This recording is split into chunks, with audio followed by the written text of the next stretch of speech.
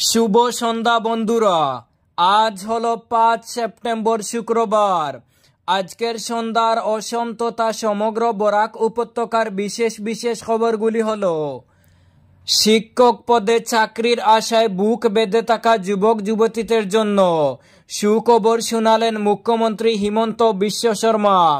বৃহস্পতিবার ডেকিয়াজুলিতে দাঁড়িয়ে মুখ্যমন্ত্রী বলেন, আগামী 10 অক্টোবর 8 থেকে 9,000 শিক্ষক পদে নিয়োগ প্রক্রিয়া সম্পন্ন করা হবে এবং ভবিষ্যতেও শিক্ষক নিয়োগ প্রক্রিয়া যে অব্যাহত থাকবে তাও স্পষ্ট করে দেন তিনি।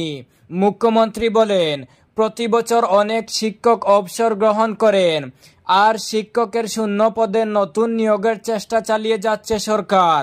কখনো কখনো হাইকোর্টে মামলা হয়, তবে তার মধ্যেও পরিবেশ এখন অনেক ভালো, ভবিষ্যতে আরো ভালো হবে।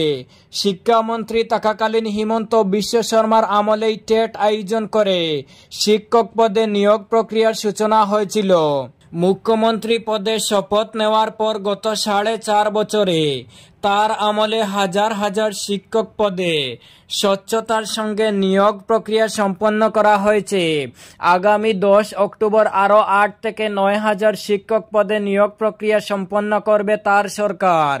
সে কথা ঘোষণার পাশাপাশি ভবিষ্যতে শিক্ষক পদে যে নিয়োগ প্রক্রিয়া চলবে তাও জানান মুখ্যমন্ত্রী।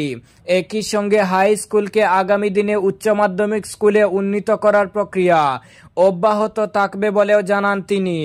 পরবর্তী খবরে যাওয়ার আগে আপনার কাছে ছোট্ট একটি রিকোয়েস্ট, ভিডিওতে একটি লাইক করে চ্যানেলটি সাবস্ক্রাইব করুন এবং ফেসবুক পেজে দেখা থাকলে পেজটি ফলো করে ভিডিওটি অবশ্যই শেয়ার করুন, যাতে সঠিক তথ্যগুলো সবার কাছে পৌঁছাতে পারে। করিমগঞ্জের নাম পরিবর্তন ইস্যুতে AIUDF এর তুক বিধায়ক কমলাক্ষের বিরুদ্ধে। করিমগঞ্জের বিধায়ক কমলাক্ষ দে পুরকায়স্থকে একের পর এক অভিযোগে আক্রমণ করছেন। দলের জেলা সভাপতি শাহাবুল ইসলাম চৌধুরী অভিযোগ করেন, RSS কে খুশি করার জন্যই কমলাক্ষ সংখ্যালঘুদের বিরুদ্ধে সাম্প্রদায়িক মন্তব্য করছেন। তিনি আরও দাবি করেন, বিধায়কের করিমগঞ্জের ভৌগোলিক অবস্থান সম্পর্কেও ন্যূনতম জ্ঞান নেই। কানাইবাজারকে আসিমগঞ্জ আর বাটুইয়াকে মোল্লাগঞ্জ করার যে তথ্য দিচ্ছেন তা সম্পূর্ণ ভিত্তিহীন।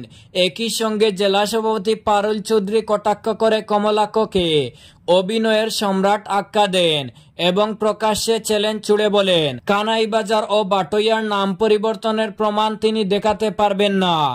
এছাড়াও আসন্ন 6 সেপ্টেম্বর অর্থাৎ আগামীকাল করিমগঞ্জ বন্ধকে সমর্থনের ঘোষণা দিয়েছে AIUDF। নাগরিক হওয়ার আগেই ভোটার, সোনিয়া গান্ধীর বিরুদ্ধে মামলা। 1983 সালে ভারতীয় নাগরিকত্ব পাওয়ার 3 বছর আগে থেকেই দিল্লির ভোটার তালিকায় নাম রয়েছে তার।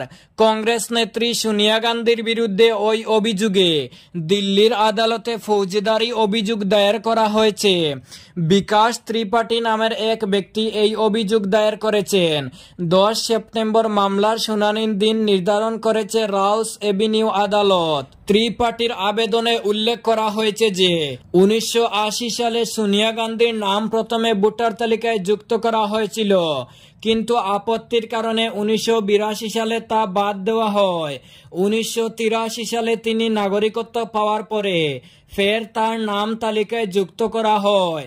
ত্রিপাঠীর দাবি, এই ঘটনা ভোটার তালিকায় নাম তোলার পদ্ধতিকেই প্রশ্নের মুখে দাঁড় করিয়েছে। ত্রিপাঠীর আইনজীবীর দাবি, জাল নথির ভিত্তিতে সোনিয়া গান্ধীর নাম 1980 ভোটার তালিকায় নথিভুক্ত করা হয়। শিলচরের বিজেপির টিকিট প্রত্যাশায় জনসংযোগ গড়ে তুলছেন তীর্থঙ্কর। 26 বিধানসভা নির্বাচনের শিলচর কেন্দ্রে বিজেপির টিকিট প্রত্যাশায় জোরের গতিতে জনসংযোগ গড়ে তুলছেন যুবনেতা তীর্থঙ্কর দেবরায় উর্ফে পালপু। সাধারণ ভোটার থেকে বিজেপির নেতাকর্মী এমনকি সংঘ পরিবারের নেতৃস্থানীয়দের সঙ্গেও জনসংযোগ করছেন তিনি। বিধানসভা নির্বাচনের আগে তার এমন তৎপরতায় জোর জল্পনা শুরু হয়েছে রাজনৈতিক মহলে। 21-এর নির্বাচনের আগেও যখন শিলচরের বিধায়ক ছিলেন দিলীপ কুমার পাল, সে সময় একইভাবে শিলচরে বিজেপি প্রার্থীত্বে দৌড়ে অংশ নেন দীপায়ন চক্রবর্তী। নীরব প্রতিযোগিতায় শেষ পর্যন্ত বাজিমাত করেন তিনি। দিলীপের বিকল্প হিসেবে দীপায়নকে বেছে নেয় দল। এবার বুটের ময়দানে দীপায়নের পথেই হাঁটছেন তীর্থঙ্কর। তার এমন তৎপরতায় শিলচরের নয়া সমীকরণের ইঙ্গিত হয়েছে বলে মনে করছেন অনেকে। শিলচর শহরের ফুটপাতকে কোনো অবস্থাতেই দোকান বা ভ্যান গাড়ির দখলে যেতে দেওয়া হবে না। যে ব্যবসায়ী এই নিয়ম ভঙ্গ করবেন তাদের বিরুদ্ধে তাৎক্ষণিকভাবে ব্যবস্থা গ্রহণ করা হবে। ইতিমধ্যে বেশ কিছু ব্যবসায়িক প্রতিষ্ঠানের বিরুদ্ধে চালান কাটা হয়েছে। শিলচর পৌর নিগমের আয়ুক্ত সৃষ্টি সিং গতকাল শিলচর শহরের ব্যস্ততম এলাকাগুলি ঘুরে দেখে একথা স্পষ্ট করে দেন। আয়ুক্ত শ্রীমতী সিং শহরের ব্যস্ততম এলাকাগুলি পরিদর্শন করে বলেন যে ফুটপাত মানুষের চলাচলের জন্য, ব্যবসায়ীদের ব্যবসার জন্য নয়। আয়ুক্ত শ্রীমতী সিং আরও বলেন যে একটি পরিচ্ছন্ন ও সুশৃঙ্খল শিলচর গড়ে তোলা শুধুমাত্র পৌর নিগমের দায়িত্ব নয়, এক্ষেত্রে দোকানদার, ব্যবসায়ী থেকে শুরু করে সাধারণ নাগরিকদেরও দায়িত্ব রয়েছে। নবীর জন্মদিনে কাছাড়ে জশ্নে জুলুসে মুহাম্মদীর শান্তি মিছিলে জনসমুদ্র। কাছাড়ে জশ্নে জুলুসে মুহাম্মদীর শান্তি মিছিল জনসমুদ্রে পরিণত হল। নবী হজরত মুহাম্মদের জন্মদিন উপলক্ষে শুক্রবার সকাল 7টায় শিলচর নয়াটিলা পয়েন্ট থেকে শুরু হওয়া খুশির মিছিলে জনজোয়ার দেখা দিয়েছে। পায়ে হেঁটে ও বাহন নিয়ে মিছিলে অংশ নেন অসংখ্য ধর্মপ্রাণ লোকেরা। মিছিলটি আউলিয়াবাজার সোনাবাড়িঘাট হয়ে সকাল 9:30টায় পৌঁছে দনেহরি ঈদগাহ সংলগ্ন মাঠে। এখানে প্রখর রোদকে উপেক্ষা করে সমাপ্তি অনুষ্ঠানের মিলাদ ও আখেরি মুনাজাতকে অংশ নেন মুসলিম ধর্মাবলম্বীরা। জায়গায় জায়গায় স্থানীয় যুবকরা ও বিভিন্ন স্বেচ্ছাসেবী সংগঠন মিছিলে অংশ নেওয়া লোকদের শরবত, চকলেট ও খাবারের বিভিন্ন ধরনের আইটেম বিতরণ করেন। পুলিশ প্রশাসন ও আয়োজক জেলা জুলুসে মুহাম্মদী কমিটির স্বেচ্ছাসেবকরা সক্রিয় ভূমিকা পালন করায় শান্তিপূর্ণভাবে মিছিলের সমাপ্তি ঘটে। শ্রীভূমি শহরের রাস্তাঘাট সংস্কারের দাবিতে বৃহস্পতিবার শহরের বিশিষ্ট নাগরিকরা জেলায়ুক্ত প্রদীপ কুমার দ্বিবেদীর কাছে এক স্মারকপত্র তুলে দেন। এদিন প্রাক্তন অধ্যক্ষ ডক্টর অশোক কুমার দাসের নেতৃত্বে শহরের বিশিষ্ট নাগরিকরা ডিসির হাতে স্মারকপত্র তুলে দেন।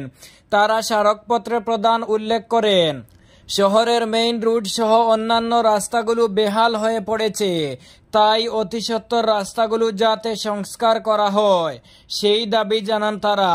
তবে ইতিমধ্যে সংস্কার করার কাজ শুরু না হলে বৃহৎ আন্দোলন গড়ে তুলবেন বলেও জানান তারা।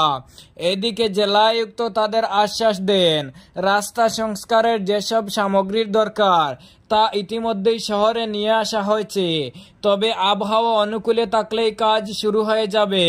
ডিসি বলেন আগামী দুর্গাপূজার আগেই শ্রীভূমি শহরবাসীর রাস্তা সংস্কার হয়ে যাবে। এদিকে ডক্টর অশোক কুমার দাস জেলা বন আয়ুক্তের সঙ্গে আলোচনায় বলেন শহরের রাস্তাগুলি যখন থেকে ভাঙা শুরু হয় সঙ্গে সঙ্গে যেন তা মেরামতি করা হয়। আর এভাবে রাস্তা তালি মেরামতির কাজ হলে শহরের বুকে বিশাল বিশাল গর্তের সৃষ্টি হবে। এ বিষয়ে জেলায়ুক্ত জানান বিভাগীয় কর্তৃপক্ষকে এ ব্যাপারে অবিলম্বে নির্দেশ দেওয়া হবে। এদিকে শহরের নাগরিকবৃন্দ জেলায়ুক্তের এই আশ্বাস ফলপ্রসূ হবে বলে আশা ব্যক্ত করেন। এই ছিল আজকের সন্ধ্যার বিশেষ বিশেষ খবরগুলি। ভিডিওটি অবশ্যই লাইক এবং শেয়ার করে দেবেন।